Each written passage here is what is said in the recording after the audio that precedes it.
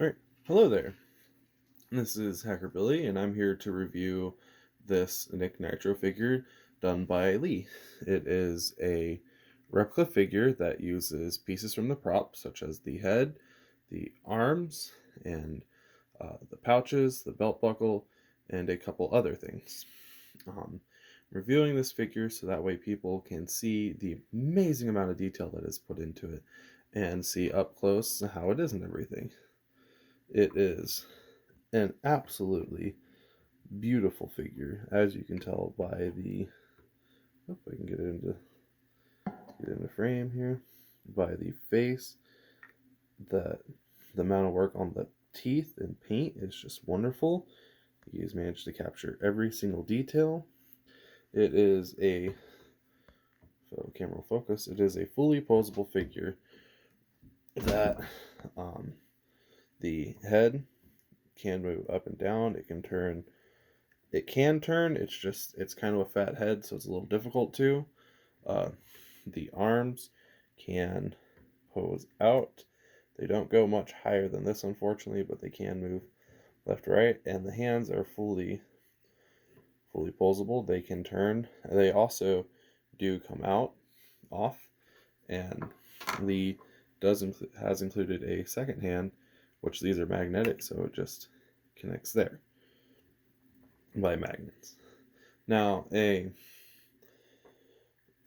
also it does have a light up belt buckle, which you will flick the switch and it will light up.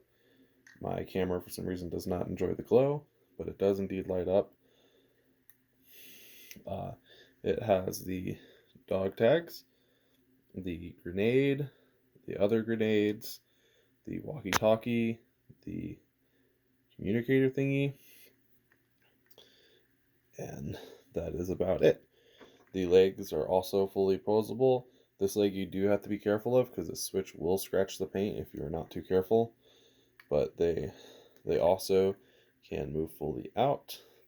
They bend at the knee. The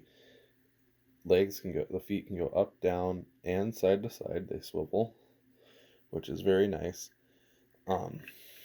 So something I have noticed with a lot of people who do get this Nick Nitro figure or get any of Lee's figures is that they complain about the joints being loose and that the figure cannot stand straight. Mine, if you look, he is standing perfectly straight. That is, like, I can take him, set him down, and I do not worry about him falling over. He is a little off angle just because, I was sitting here playing with him on camera. All I have to do is just slightly adjust his feet and make him a little better. Let's see, like that. There we go. And so during shipping, because at least for me, this figure came from Malaysia all the way to the USA, and that is quite the distance. And so during shipping, this figure will get jostled, stuff will happen, even though Lee does his best to absolutely protect everything. Like, absolutely. Like, this is like, it came in like a Tupperware container, every single part, individual parts, saran wrapped, everything. Stuff unfortunately can still happen, and these joints here on the side, like the leg joints, they can get loose. They will get loose. It's not even just they will. And so what you need to do is you can go to Walmart, O'Reilly's, any of that, and you'll want to pick yourself up a little screwdriver set like this. This is like $10. It comes with not just these, but other bits as well. And it's always useful to have this kit around. I've used it for like thousands of things, but it comes with the bits that you need. Let me set Nick Nitro down real quick. It comes with these bits. And you're going to need the smallest one in there and one of these. I can't remember which one of these two, because not only will these joints right here need to be tightened, these little feet joints right here, those will need to be tightened. And my figure came with the actual boots non-attached, so I had to screw these screws in myself, and I had to hand tighten those. And that goes for about every part that'll be loose on your figure, and that just happens during shipping. Like, you can't expect it to be perfect, and So you'll have to go through and you have to get one of these. And what you'll do is, I'm going to take out I don't like doing the smaller bits, but I'll use you have to figure out which bit you need. I think this is the one that goes in here. Is it? No, it's the one right before that. Whoop. That joint needs to be a little tightened anyway, so this works out. So you'll take it and you'll gently take the figure and you'll put this screwdriver bit in here. And what you're going to want to do is you're going to want to do little tiny half turns. Like I just did like the smallest little turn, and that tightened it up. That did it just enough to where I feel comfortable. And if you feel like it's too tight, just tiny little half turn out. I cannot stress enough how important that is. Like, if your figure cannot stand on its own, this is why.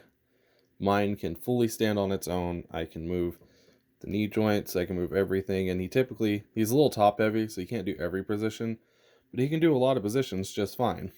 And as you've been able to see, he can stand perfectly straight. Another issue that has happened is, at least with my Nick Nitro, the Walkie fell out during shipping, and this fell out during shipping. That is okay. That is bound to happen, just due to the fact that it's shipping. It's going to get jostled around. Especially mine arrived during the holiday times, and that's the worst time for shipping stuff out. Now, other details is, so yes, the head, so I had to put this fully together, so everything pops on. My only issue is, other figures, from what I've been told, the Kip Killigan figure, its head is on a magnet, which I would love, but unfortunately this one's on a ball joint, and it is a very stiff ball joint. So yeah, I can make his head pose, but it's very stiff. But really, those are just small flaws, and the amount of detail work in this figure is incredible. Like, this is like a gorgeous figure all around. So as you can see, though, in shipping, unfortunately, the head did get some paint scrapes, which absolutely sucks, but minor details. Oh, it also does have full waist articulation and up and down movement for the upper chest. It doesn't work too well because of just the way he's sculpted, but it still works. Also, I just really want to point out, look at this tattoo detail. Look at how gorgeous that is. This figure, honestly, it is movie quality. Like, when I see this, I'm like, wow, this is, if it'll focus, there we go. This is exactly how he looked in the film.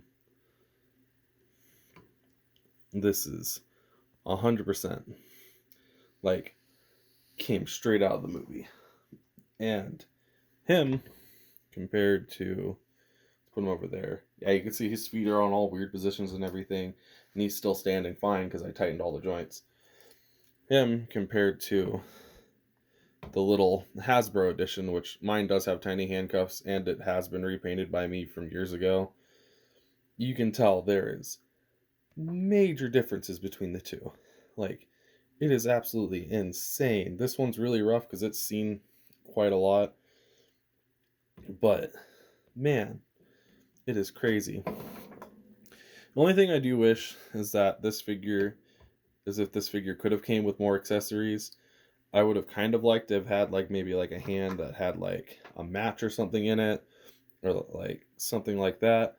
Luckily, I have a resin printer, so I can print off new gloves if I need to. These were sculpted, but there are people who have made Kip Killigan, and Kip Killigan and Nick Nitro do share the same hands. But this has been my review of the figure. I hope you all enjoy this. And please support Lee. He does phenomenal work. He is the only person I know that makes the most accurate replicas out there. Uses pieces from the props and everything. It is 100% worth your money. Alright, take care.